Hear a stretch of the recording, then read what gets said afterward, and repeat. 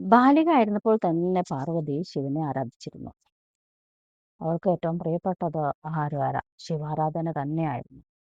ഒരു നാൾ ഹിമവാനെ കാണാൻ വന്നിരുന്ന നാരദൻ പറഞ്ഞു ഹിമവാനോട്, നിന്റെ ഈ മകൾ പാർവതി സാധാരണ ഒരു പുത്രിയല്ല, ജനിച്ചിരിക്കുന്നത് തന്നെ മഹാദേവന് വേണ്ടിയിട്ടാണ്.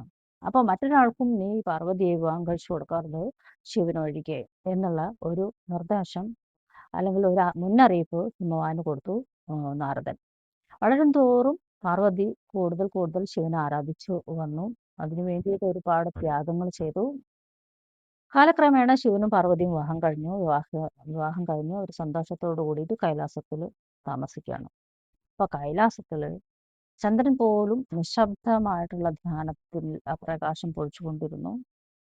പരമഗുരുവായ മഹാദേവൻ അർദ്ധധ്യാനത്തിലിരിക്കുകയായിരുന്നു. ആ സമയത്ത് പാർവതിക്ക് ഒരു സംശയം. പാർവതി വിളിച്ചു, പ്രഭു, മനുഷ്യൻ എന്തിന് ക്ഷേത്രങ്ങൾ പണിയുന്നു? ദൈവം അവിടെ വസിക്കുമോ?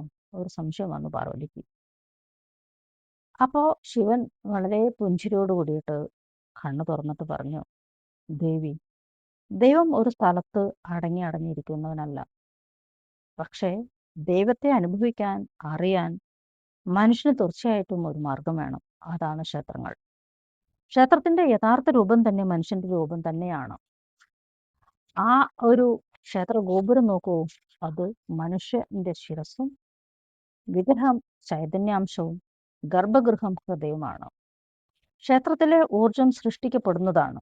മന്ത്രയന്ത്ര തന്ത്രങ്ങളെ കൊണ്ട് സൃഷ്ടിക്കപ്പെടുന്ന ഊർജമാണ് ക്ഷേത്രത്തിലുള്ളത്. ക്ഷേത്ര ദർശനം നിന്നിലെ അല്ലെങ്കിൽ ഒരു മനുഷ്യനിലെ ഭയത്തെ നീക്കാനും അവൻ ഒഴിവാക്കുന്ന ഊർജത്തെ ആഗിരണം ചെയ്യാനുമാണ്. അവനെ തന്നെ തിരിച്ചറിയാനും കണ്ടെത്താനുമുള്ള ഇടങ്ങളാണ് ക്ഷേത്രങ്ങൾ. മനുഷ്യന് എന്നും ഭ്രമമാണ്, ജീവനും മരണത്തിനും ഇടയിലുള്ള ഭ്രമം. ആ ഭ്രമത്തെ സാധൂകരിച്ചെടുക്കലാണ് ക്ഷേത്രത്തിന്റെ ഊർജബിംബത്തിന്റെ സാധ്യത. കാരിയിൽ ഭക്തിമാർഗമാണ് മോക്ഷത്തിന്റെ കവാടം.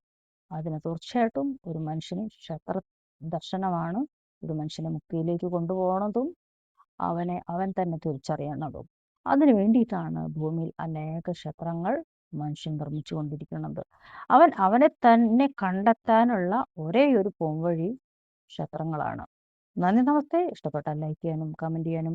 ഇത്തരം അറിവുകൾക്ക് കൂടിക്കോളൂ. നിങ്ങളുടെ കമന്റാണ് എനിക്കുള്ള പ്രചോദനം.